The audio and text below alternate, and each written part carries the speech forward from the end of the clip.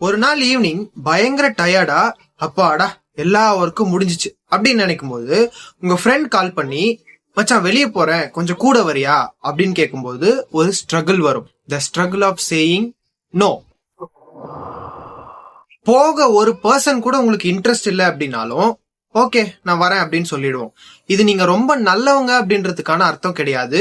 இது ஒரு விதமான பயம்.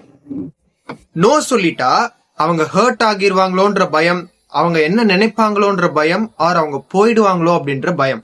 நீங்க உங்களை தவிர மத்த எல்லாரையுமே சந்தோஷமா வச்சிருக்க விரும்புறீங்க. So let me tell this. நீங்க இன்னொருத்தருக்கு விருப்பமே இல்லாம சொல்ற ஒவ்வொரு எஸ்ஸும் உங்களுக்கு நீங்களே சொல்லிக்கிற நோ தான்.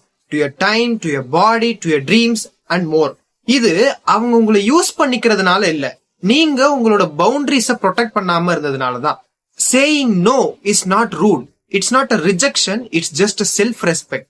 நீங்க இன்னொருத்தருக்கு விருப்பமே இல்லாம எஸ் சொல்லி உங்க டைமை கொடுக்க வேண்டிய அவசியம் என்ன இருக்கு? அப்படி யாராவது நீங்க நோ சொன்ன உடனே அப்செட் ஆகிட்டாங்க அப்படின்னா அவங்க நீங்க சொல்ற எஸ்க்காக தான் உங்க கூட இருக்காங்கன்னு அர்த்தம். So from today next time உங்க ஹார்ட் ஏதாவது ஒரு விஷயத்துக்கு நோ சொல்ல சொன்னா just listen to it without any guilt.